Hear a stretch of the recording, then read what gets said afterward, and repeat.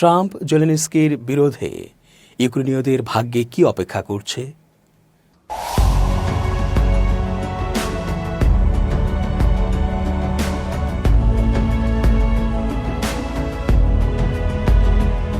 আসসালামু আলাইকুম প্রিয় দর্শক, আশা করছি আল্লাহ পাকের রহমতে ভালো আছেন। চেঞ্জ টিভির আন্তর্জাতিক চোখ অনুষ্ঠানে আমি এস.জে. রতন স্বাগত জানাচ্ছি আপনাদের সকলকে। কেউ কেউ বলছেন, আমেরিকার ওভাল অফিসে ভাইরাল হওয়া ট্রাম্প জেলেনস্কি আর ভাইস প্রেসিডেন্টের বৈঠকে জেলেনস্কি যেভাবে ট্রাম্পের চোখে চোখ রেখে কথা বলেছেন, আঙুল তুলে কথা বলেছেন, এ এক অবিশ্বাস্য ব্যাপার।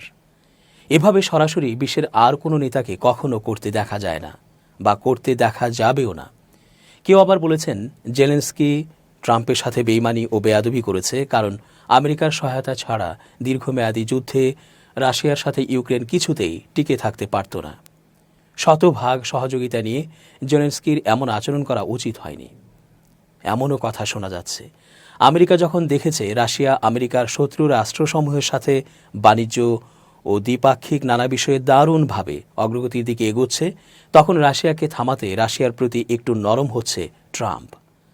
আর এটা একটা চাল বা কৌশল মাত্র। বাইরে থেকে জেলেনস্কিকে ভর্ৎসনা ও অপমান করলেও ট্রাম্প ইউক্রেনের পাশেই থাকবে, পাশে থাকবে জেলেনস্কিরও। তবে সাম্প্রতিক খবর আবার ভিন্ন কিছুর ইঙ্গিত করছে। রাশিয়ার সঙ্গে যুদ্ধরত ইউক্রেনে সব ধরনের সামরিক সহায়তা স্থগিত করেছে যুক্তরাষ্ট্র। হোয়াইট হাউসের একজন কর্মকর্তা বিষয়টি নিশ্চিত করেছেন। এর ফলে রাশিয়ার আগ্রাসনের বিরুদ্ধে লড়াইরত ইউক্রেন বড় ধরনের চ্যালেঞ্জের মুখে পড়তে পারে। হোয়াইট হাউসের ওই কর্মকর্তা জানিয়েছেন, মার্কিন প্রশাসন সামরিক সহায়তা বন্ধ রেখে পরিস্থিতি পর্যালোচনা করছে। তিনি বলেন, আমরা আমাদের সাহায্য স্থগিত করেছি এবং পর্যালোচনা করছি যাতে এই সহায়তা সংঘাতের সমাধানে কার্যকর ভূমিকা রাখতে পারে। গত শুক্রবার হোয়াইট হাউসে মার্কিন প্রেসিডেন্ট ডোনাল্ড ট্রাম্প ও ইউক্রেনের প্রেসিডেন্ট ভলোদিমির জেলেনস্কির মধ্যে উত্তপ্ত বাক্য বিনিময় হয়। এরপরই যুক্তরাষ্ট্র এই সিদ্ধান্ত নেয় বলে ধারণা করা হচ্ছে। ব্রিটিশ সংবাদ মাধ্যম বিবিসি ও রয়টার্সের প্রতিবেদনে বলা হয়েছে, ট্রাম্প ও জেলেনস্কির বাগবিতণ্ডার পরপরই ইউক্রেনের সামরিক সহায়তা বন্ধের সিদ্ধান্ত কার্যকর হয়।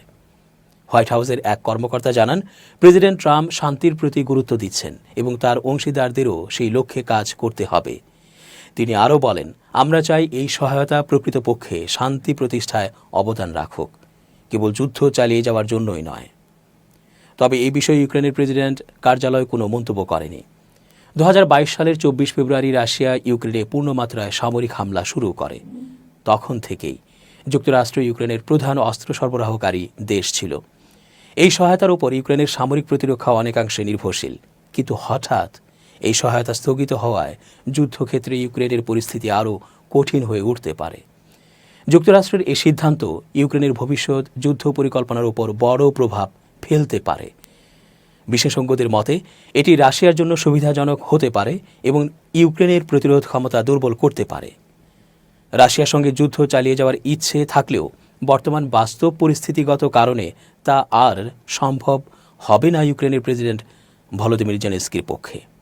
কারণ এই যুদ্ধে ইউক্রেনের সবচেয়ে বড় পৃষ্ঠপোষক যুক্তরাষ্ট্র মনে করে এখন সময় জেলেনস্কির পক্ষে নেই।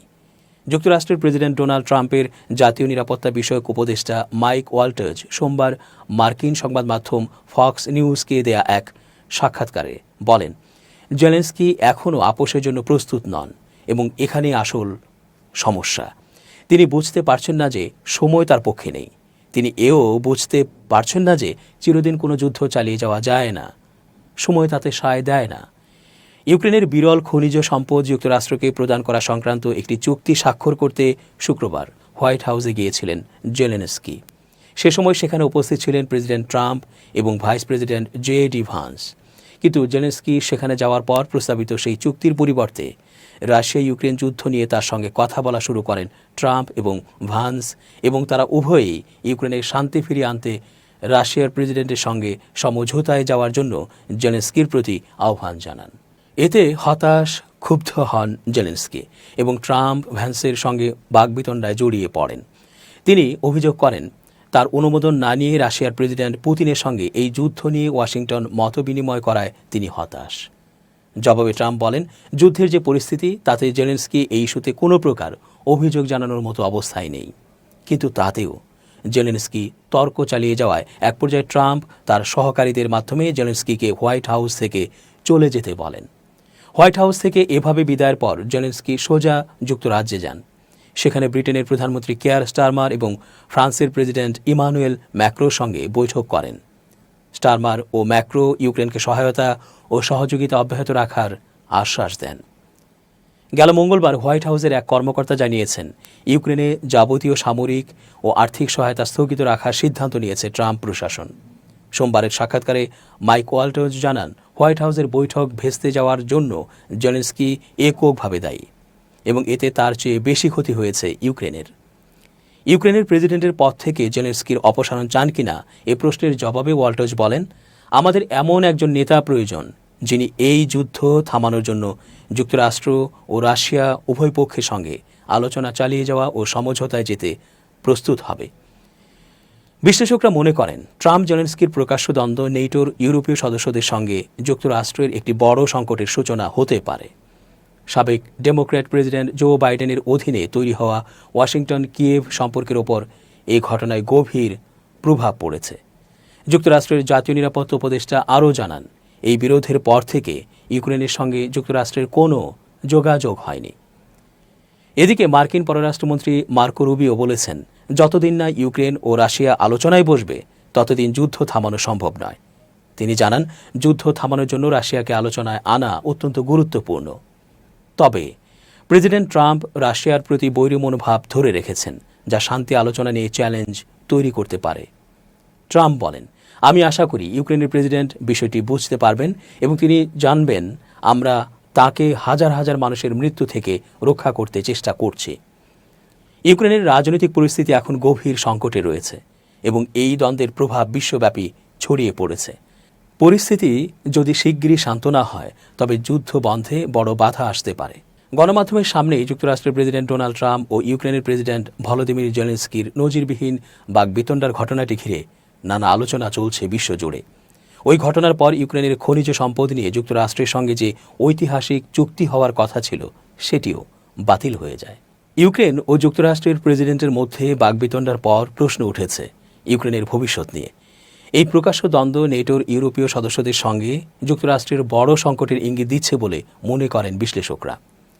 বিবিসির সাংবাদিক জেরেমি বোয়েন মনে করেন, এই উদ্বেগের কারণ ট্রাম্পের রাশিয়ার প্রেসিডেন্ট ভ্লাদিমির পুতিনের সঙ্গে সম্পর্ক শক্তিশালী করার চেষ্টা। যদিও ওই ঘটনার পর মার্কিন প্রেসিডেন্ট ট্রাম্প তার এক্স অ্যাকাউন্টে লিখেছেন, যখন তিনি অর্থাৎ জেলেনস্কি শান্তির জন্য প্রস্তুত হবেন তখন তিনি ফিরে আসতে পারেন। ইউক্রেনের রাজনৈতিক বিশ্লেষক ভ্লাদিমির ফেসেঙ্ক বার্তা সংস্থা এএফপিকে বলেছেন, এখন ইউক্রেনকে নিয়ে মার্কিন মনোভাব কী হবে তা এখনই বলা যাচ্ছে না, তবে ভালো কিছু হবে এটাও ধারণা করাও ঠিক হবে না। ফেসেঙ্ক বলেন, গুঞ্জন শোনা যাচ্ছে ট্রাম্পের সঙ্গে জেলেনস্কির বাকবিতণ্ডার পর মার্কিন প্রশাসন হয়তো ইউক্রেনকে সামরিক সহযোগিতা কমিয়ে দিতে পারে। যুক্তরাষ্ট্র ও ইউক্রেনের মধ্যে সম্পর্কের প্রকাশ্য ভাঙন পশ্চিমা সামরিক জোট নেটোর সদস্য দেশগুলোর সঙ্গে যুক্তরাষ্ট্রের বড় সমস্যা তৈরি হওয়ারও ইঙ্গিত দিচ্ছে। মার্কিন প্রেসিডেন্ট ডোনাল্ড ট্রাম্পের পূর্বসূরি জো বাইডেনের শাসনামলে রাশিয়ার সঙ্গে যুদ্ধে ইউক্রেনকে গত 3 বছর ধরে অর্থ ও অস্ত্র সহায়তা দিয়ে সমর্থন জানিয়ে আসার নীতি গ্রহণ করে যুক্তরাষ্ট্র। কিন্তু ট্রাম্পের সঙ্গে বাকবিতণ্ডার একটি বৈঠকেই এই নীতি একেবারে উল্টে গেছে। ডোনাল্ড ট্রাম্প ও ভলোদিমির জেলেনস্কির সম্পর্ক আগে থেকেই খুব ভালো ছিল না। শুক্রবার ওভাল অফিসে উভয় নেতার মধ্যে তীব্র তর্ক-বিতর্ক হওয়ার পর পরিস্থিতি আরও উত্তপ্ত হয়েছে। মার্কিন প্রেসিডেন্ট ট্রাম্প আগেই ইউক্রেনের প্রেসিডেন্ট জেলেনস্কিকে একজন স্বৈর শাসক হিসেবে আখ্যা দিয়েছেন। তিনি বলেছিলেন, একটি মিথ্যার ওপর রাশিয়ার সঙ্গে যুদ্ধ শুরু করেছে ইউক্রেন। দর্শক, আজকের মতো শেষ করছি এখানেই। ধন্যবাদ।